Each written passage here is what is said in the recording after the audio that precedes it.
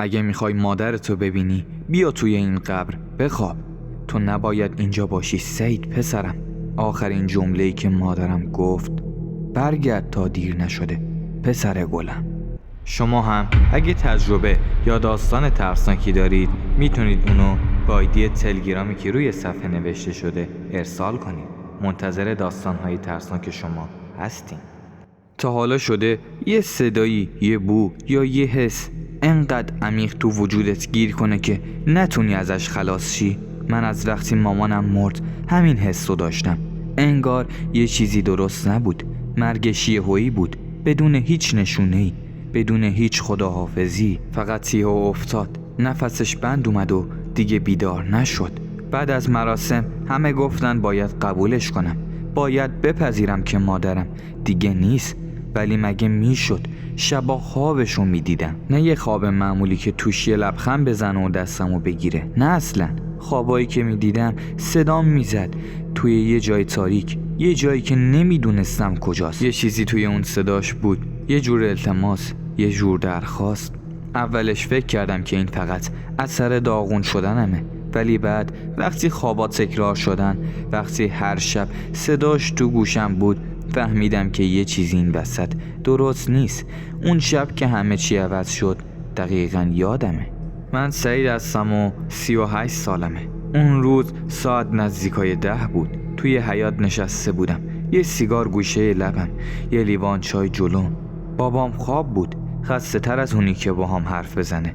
از وقتی مامانم رفته بود همه چی برامون سرد شده بود. حرفی هم برای گفتن نبود. زندگی همون جور داشت جلو میرفت، ولی انگار هممون نصفه شده بودیم. باد آروم بین درختان میپیچید، اونقدر خنک که لحظه لحظه لرز میگرفتم. تازه خواستم یه پک دیگه به سیگارم بزنم که اون صدا اومد. سعید.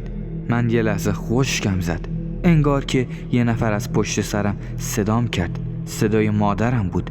سرمو برگردوندم، اما مادرم نبود، فقط باد بود و سایه‌های درخت. بلند شدم، چند قدم رفتم جلو، گوشامو تیز کردم. شاید خیالاتی شده بودم، شاید توهم زده بودم، ولی بعد دوباره همون صدا اومد. سعید، مادرم بیا. این دفعه صدا واضح تر بود. قسم میخورم اون صدا صدای مامانم بود. آروم گفتم مامان خودتی؟ هیچ جوابی نیومد، فقط صدای باد بین درخت‌ها بود. اون صدا واقعی بود. یه چیزی توی وجودم فریاد میزد که باید برم دنبالش. نمیدونم چرا، ولی تنها جایی که اون لحظه به ذهنم رسید گورستان جن‌ها بود. اونجا یه جای عجیب بود، قدیمی ترین قبرستون اطراف چابهار. میگفتن که شبا توش جن‌ها راه میرن، سنگای قبر خودشون جابجا میشن و گاهی صدایی از زیر زمین میاد. قدیما قسم میخوردن که اونجا نفرین شده است، ولی برای من مهم نبود. فقط میخواستم بفهمم مامانم چی میخواد بهم بگه. رفتم توی اتاق، یه چراغ و وسکشون برداشتم و یه بطری آبم تو کیفم انداختم و از خونه زدم بیرون. هوا سرد بود و تاریک. ما پشت یه ابر سیاه قایم شده بود. تو کوچه ها صدای سگ‌های ولگرد میپیچید، ولی من مسیرم رو گرفتم جلو، رفتم به سمت قبرستون. حالا کی فکرشو میکنه؟ باید همون موقع برمیگشتم، ولی دیگه دیر شده بود. من مستقیم داشتم میرفتم به سمت قبرستون. یه باد سرد از جلو میومد، اونقدر سرد که یه لحظه یقه پیرنمو بالا کشیدم و دستامو تو جیبم فرو کردم. خیابونا خلوت بود، حتی اون چند تا سگ ولگردی که همیشه نزدیکای مسجد پرسه میزدن امشب معلوم نبود که کجان. انگار همه شهر یهو ساکت شده بود. راه گورستون از یه جاده خاکی رد میشد که شبها ترسناکتر از چیزی بود که فکرشو بکنی. چراغای خیابون کم نور و زرد بودن، بعضیاشون هم کلاً سوخته بودن و زیر نور ما هر سایه‌ای انگار یه نفر آدم بود. ولی من حواسم به این چیزا نبود. حواسم فقط به یک چیز بود، مامانم چرا صدام میزد. وقتی رسیدم به در گورستون یه لحظه پشیمون شدم، نه از ترس، نه از حس عجیبی که نمیدونستم چجوری توصیفش کنم. انگار یه جورایی منتظر یه چیزی بودم. در آهنی زنگ زده قبرستون نیمه باز بود. هلش دادم و صدای قیش قیشش تو صدای شب پیچید. انگار که 1000 ساله کسی بازش نکرده. چراغ قوه رو روشن کردم و رفتم تو. گورستان جنها یه جای معمولی نبود. قبرهاش با سنگای قدیمی و بزرگ پوشیده شده بودن. سنگایی که معلوم نبود از کجا آمدن. میگفتن بعضیاشون اونقدر سنگینن که حتی با جر ثقیلم نمیشه تکونشون داد. شبا همین سنگا توی نور مهتاب راه میرن، حرکت میکنن. هیچ کسی دلیلشم نمیدونست. قدمامو آرومتر کردم. یه حس بدی داشتم به این قبرستون، چون همه میگن هوای قبرستون شبا سنگین میشه. یهو دیدم که اون صدا دوباره اومد. سعید، مادر. همین نزدیکی بود. چراغ قوه رو چرخوندم. نورش افتاد روی یه قبر که با همه فرق داشت. روش نوشته‌ای نبود، فقط یه تیکه سنگ صاف بود با چند تا خط عجیب و غریب. حس کردم باید نزدیکتر بشم. همین که یه قدم برداشتم هوا یهو تاریک شد. انگار کل دنیا توی یه لحظه مکث کرد و تاریکتر شد. بعد یه صدای جدید شنیدم، یه صدای بم و کشدار درست از پشت سرم. اومدی؟ خوبه بالاخره که اومدی. جرأت نداشتم برگردم. نفسم کند شده بود. جرأت نداشتم پشت سرم رو نگاه کنم. فقط نگاهم به همون قبر بود. بعد اون صدا دوباره گفت اگه میخوای مادرتو ببینی بیا توی این قبر بخواب. یه موج از سرما کل ستون فقراتمو رد کرد و رفت. بخوابم توی قبر. اون لحظه یه چیزو فهمیدم. اونی که داره با هم حرف میزنه نه یه آدمه نه روح، یه چیز دیگه است. یه چیزی که اسمشو نمیدونم. اما این حال یه چیزی ته دلم میگفت اگه این کارو نکنم هیچ وقت نمیفهمم که مامانم چی میخواست بگه. یه نفس عمیق کشیدم و چراغ قوه رو خاموش کردم. آروم رفتم سمت قبر. زمین زیر پام خنک بود، سردتر از هر چیزی که فکرشو بکنم. دستمو گذاشتم رو لبه سنگ و چشمامو بستم. آروم دراز کشیدم. همین که کمرم زمین رو لمس کرد دنیا چرخید. انگار از یه ارتفاع خیلی بلند پرت شدم پایین. سرم گیج رفت، معدم پیچ خورد. یه لحظه حس کردم دارم سقوط میکنم. اول فکر کردم هنوز توی همون قبرم، ولی وقتی که چشامو باز کردم یه چیزی فرق داشت. همه چی سیاه و سفید بود. نه مثل وقتی که یه عکس قدیمی رو نگاه میکنی، بلکه انگار رنگ از دنیا کشیده شده باشه. زمین و آسمون، درخت‌ها، حتی دستای خودم، همشون بیرنگ بودن و خاکستری و غم‌انگیز. یه نسیم آروم وزید ولی هیچ صدایی نداشت. فقط حسش کردم. انگار که چند سایه روح از داخلم از کنارم رد شدن. حتی هیچ صدای قدمی هم نبود. همه جا پر از قبر بود، ولی سنگا اینجا با اونایی که توی گورستون جنها دیده بودم فرق داشتن. بلندتر بودن، نوکشون تیز بود و بعضیاشون انگار تکون میخوردن. نفس عمیقی کشیدم و ته دلم حس بدی داشتم، ولی یه چیزی بهم میگفت که باید ادامه بدم راهمو. یه راه باریک و پر از مه جلوم بود. تهش یه نور ضعیف دیده میشد. تنها نقطه‌ای که از این تاریکی جدا بود. همین که قدم برداشتم از دور یه سایه‌ای رو دیدم. اولش خیلی ضعیف بود ولی کم کم شکل گرفت. یه زن بود. یه چادر خاکستری تنش بود. موهاشو زیر چادر پنهون کرده بود ولی صورتش معلوم بود. مامانم بود. همون لحظه قلبم ریخت.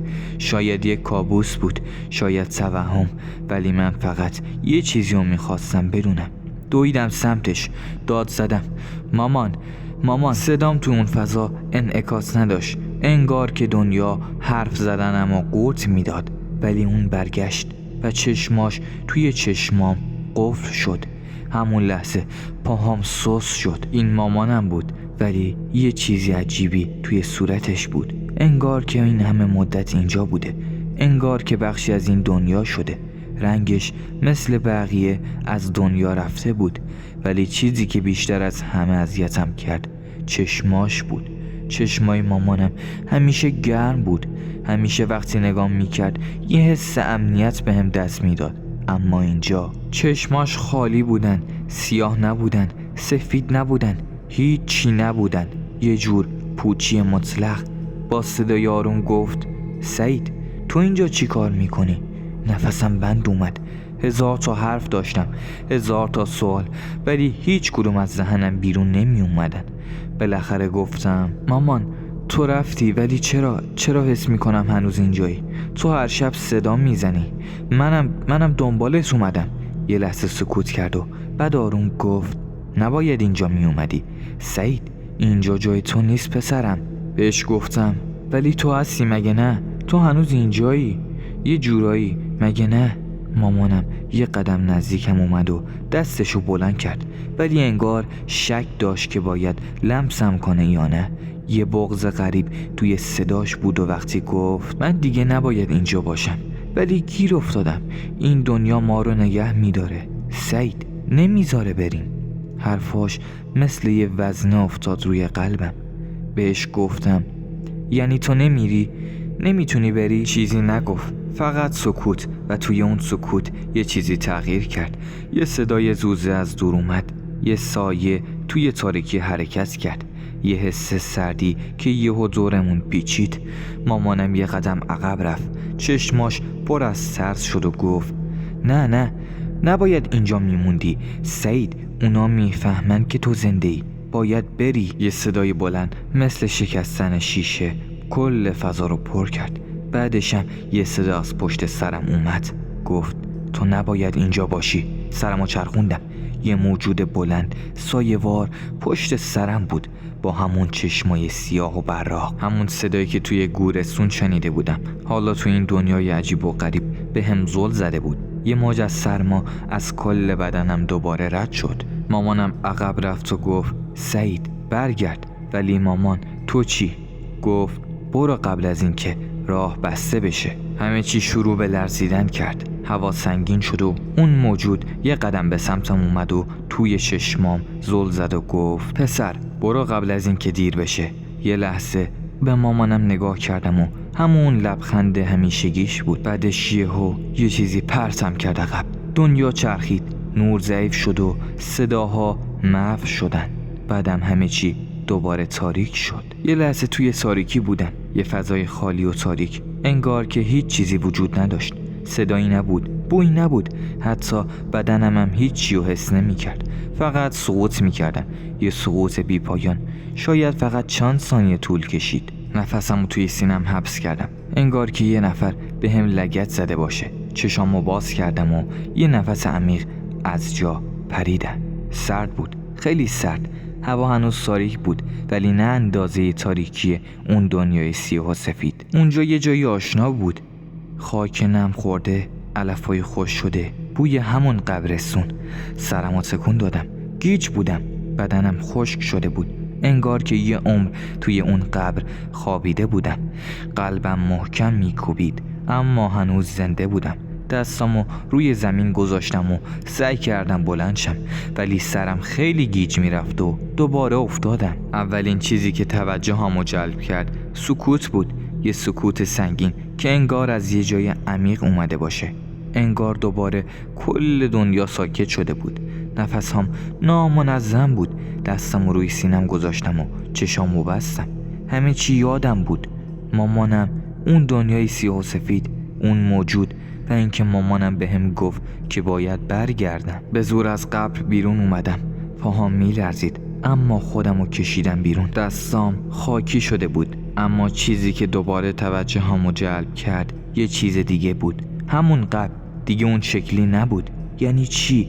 یه ساعت پیش این قبر یه سنگ صاف و قدیمی بود که هیچ نوشته‌ای روش نبود، هیچ اسمی، ولی حالا سنگ قبر ترک خورده بود و یه چیزی روش اضافه شده بود. با انگشتای لرزونم چراغ قوه‌مو برداشتم و نورش روی سنگ انداختم.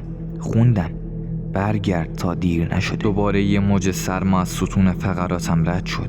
این نوشته قبلا نبود. این یعنی چی؟ یعنی یکی بعد از این که رفتم اون دنیا اومد و اینو نوشته، یا چیز دیگه؟ نفسم بند اومد، دیگه نمیتونستم اونجا بمونم.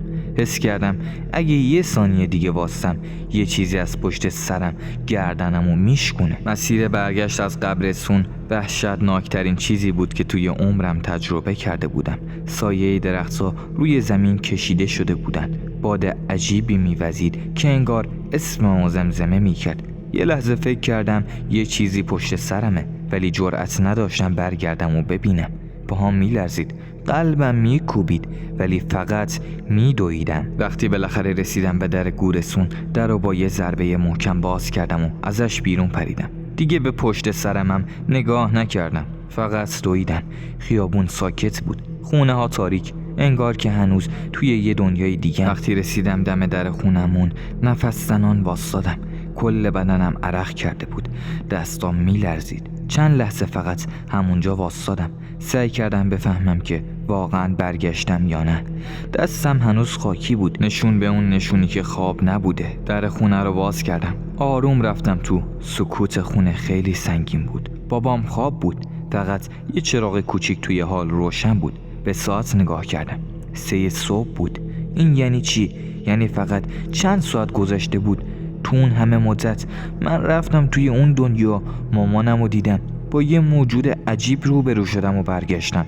فقط توی چند ساعت، یا شاید من بیشتر اونجا مونده بودم، ولی این دنیا فقط چند ساعتش گذشته بود. یه نفس عمیق کشیدم. دلم میخواست فقط بخوابم، اما یه چیزی ته دلم بود، یه حسی که نمیذاش راحت بشم. رفتم توی اتاقم، در رو بستم و خودم انداختم روی تخت.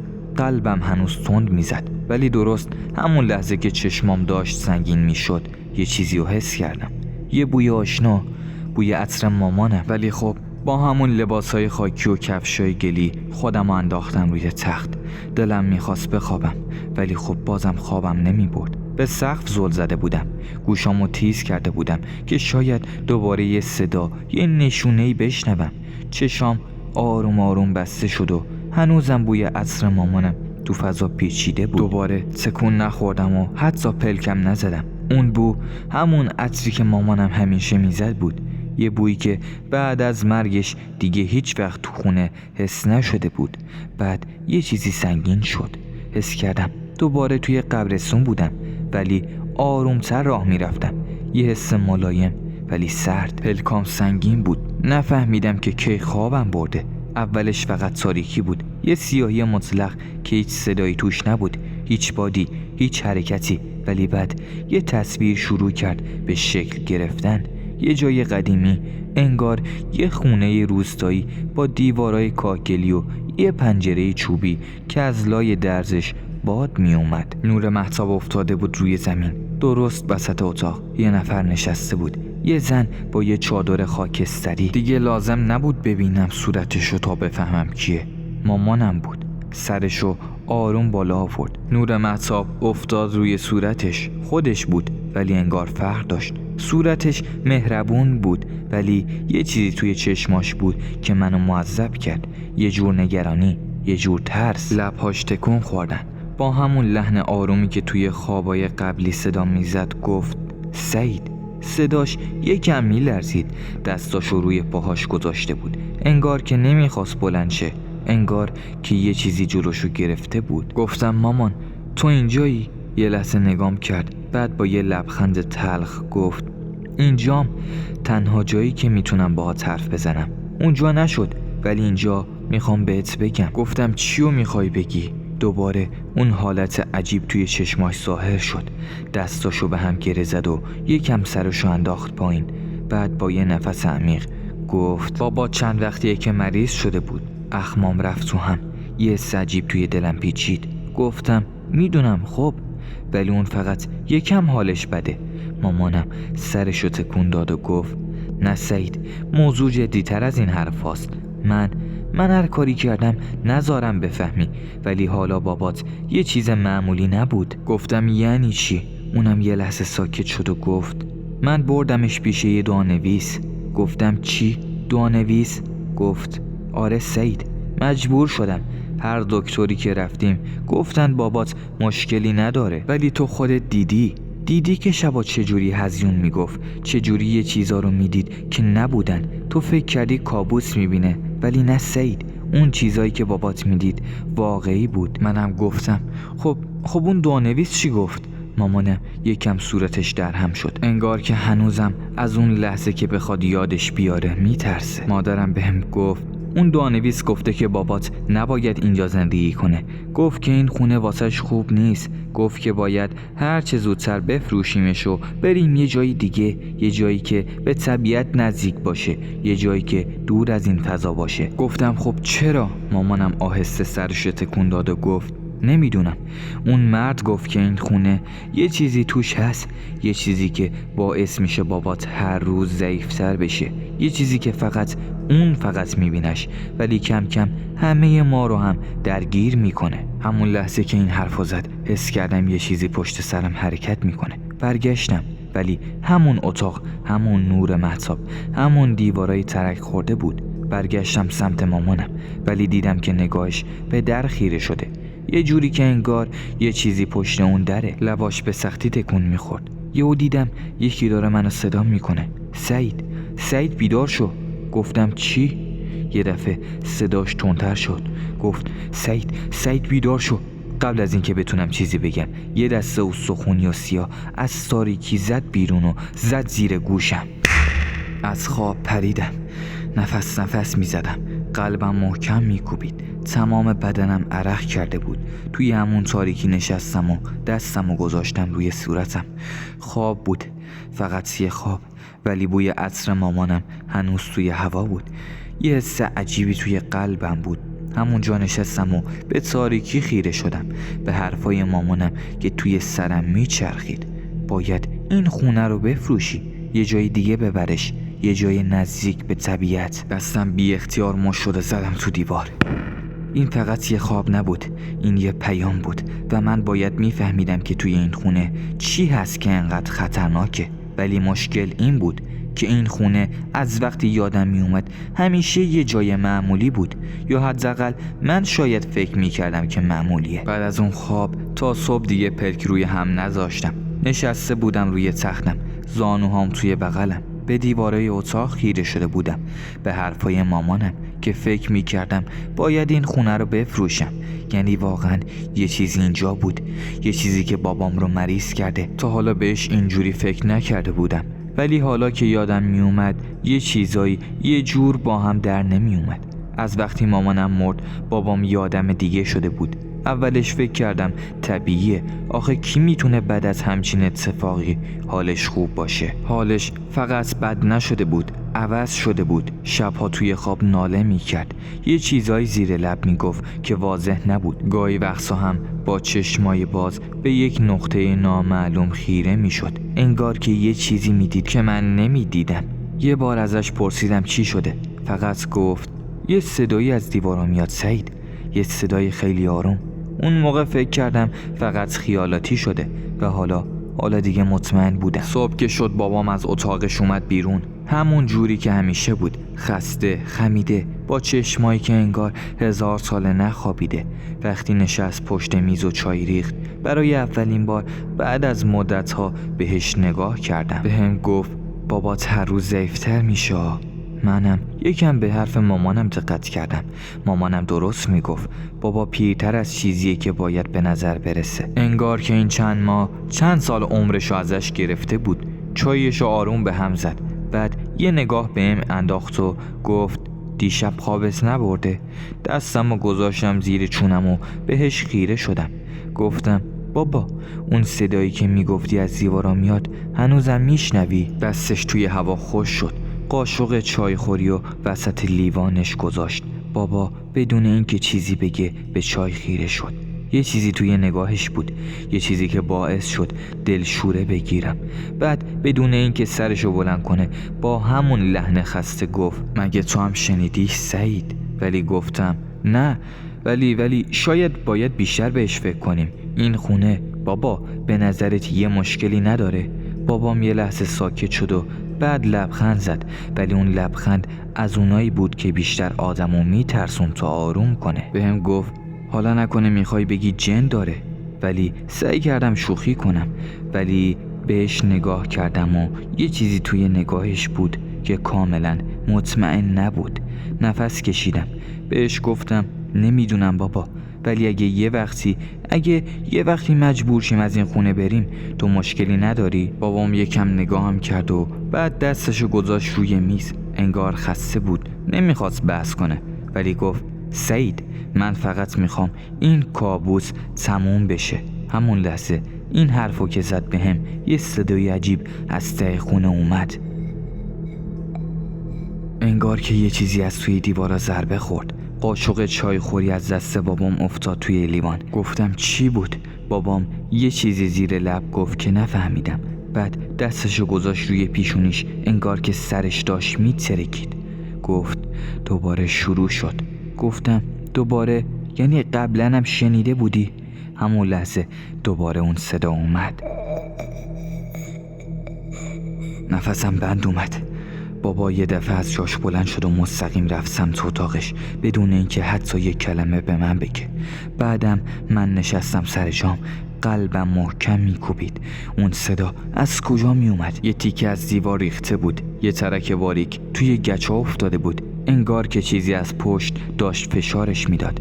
منطقی فکر کن سعید، شاید یه لوله ترکیده یا یه مشت گیر کرده توی دیوار. ولی ته دلم یه چیز دیگه میگفت، یه چیزی که باعث شد نفس عمیقی بکشم و تصمیم بگیرم کار دیگه ای کنم. بابام از اون روز دیگه کمتر حرف میزد، بیشتر وقتا توی اتاقش میمون، حتی کمتر غذا میخورد. انگار یه چیزی داشت آروم آروم جونشو میگرفت. ولی چیزی که منو بیشتر از همه میترسوند اون صدا بود. هر شب همون موقع که هوا تاریک میشد صدا میومد، انگار یه نفر پشت دیوار نشسته باشه که بخواد یه پیغامی بده. یک شب وقتی که دوباره اون صدا رو شنیدم، رفتم جلوی دیوار، چراغ قوه رو گرفتم روش، یکم سرمو نزدیک بردم. یه چیزی اون تو بود، مطمئن بودم. گفتم اگه کسی اونجاست چی میخواد؟ یه نشونه، یه چیزی دوباره بده. هیچ جوابی نیومد. بعد از چند لحظه اون صدا قطع شد، اما دیگه داشتم برمیگشتم سمت اتاق که یه چیزی توجهمو جلب کرد. ترک توی دیوار به نظر گشادتر شده بود. روز بعد وقتی بابام خواب بود، یک دونه کلنگ از انباری آوردم. شاید احمقانه بود، ولی حس کردم یه چیزی باید پشت اون دیوار باشه. یه نفس عمیق کشیدم. بعد با یک ضربه محکم گچ ترک خورده رو شکافتم و یک ضربه محکم زدم. یه تیکه از دیوار فرو ریخت. یه سوراخ کوچیک باز شد. نور چراغ قوه رو انداختم داخل. 2 چشم قرمز از اون تو زل زده بودن بهم. جیغ کشیدم و چند قدم رفتم عقب. چراغ قوه از دستم افتاد، ولی وقتی دوباره نگاه کردم دیگه چیزی نبود، فقط یه فضای خالی و تاریک. با دست لرزون چراغ قوه رو برداشتم و با دقت نور انداختم. اونجا یه فضای کوچیک بود، یه جور اتاقک بین دیوارا، انگار که یه چیزی اونجا داشت زندگی میکرد. یه قدم نزدیکتر شدم. نور که افتاد یه چیزی روی زمین دیدم، یه تیکه پارچه قدیمی که یه چیزی داخلش پیچیده شده بود. همون لحظه صدای بابام از پشت سرم اومد. سعید داری چی کار میکنی؟ با وحشت برگشتم. چهره بابام فرق داشت، چشماش گل افتاده بود و لباش خوش شده بودن، ولی دیگه چیزی که بیشتر از همه منو میترسون نگاهش بود. یه نگاه عجیب، خالی، غریب. به پارچه‌ای که توی دستم بود نگاه کرد. بعد با یه صدای آروم و لرزون گفت بذارش زمین. نفهمیدم چرا اینو گفت، ولی یه ترس عمیق توی وجودم بود. گفتم بابا این چیه؟ بابام یه قدم جلو اومد و بعد یه چیزی گفت که باعث شد تمام موهای تنم سیخ بشه. گفت اون چیزیه که مامانت سعی کرد ازش فرار کنه. اون شب فهمیدم که ما نباید توی اون خونه میموندیم. اون پارچه را که باز کردم یه چیزی توش بود، یه تیکه استخون و یه نوشته عجیب که روی یه پوست خوش شده حک شده بود. روی نوشته با یه خط کج و کوله یه چیزایی نوشته شده بود. وقتی که دقت کردم خوندم، دیدم نوشته شده این خانه این جسم را میخواهد. یه چیزی توی گلوم گیر کرد. بابا یعنی چی؟ بابام یه نفس عمیقی کشید و گفت یعنی این خونه منو میخواد. 3 روز بعد دیگه صبر نکردم. بابام و وسایلو جمع کردم و چند تا از وسایل ضروری رو برداشتم و برای همیشه از اون خونه رفتیم. خونه رو گذاشتیم برای فروش، ولی هیچ کس نخریدش. هر کی می اومد یه چیزی رو حس می کرد، یه ترس. بعد از چند ماه یکی بالاخره خونه رو خرید، یه مرد جوون که میگفت به این چیزا اعتقاداتی نداره. ولی چند هفته بعد همسایه‌ها گفتن که نصف شب با جیغ از خونه فرار کرد و دیگه برنگشت. ما هم توی یه جای جدید ساکن شدیم، یه جایی وسط طبیعت، درست مثل چیزی که مامانم گفته بود. حال بابامم بهتر شد و زندگی بهتری داشتیم. داستان امشبمونم تموم شد. یادتون نره این ویدیو رو لایک کنید و حتما کانال ما رو سابسکرایب و نظرات خودتون رو هم درباره این داستان‌ها و ویدیوها برامون کامنت کنید. در دل شب صدای مادری که میخواند، دنیای تاریک، خانه‌ای که حقیقتی رو میداند. خدا یار و نگهدارتون.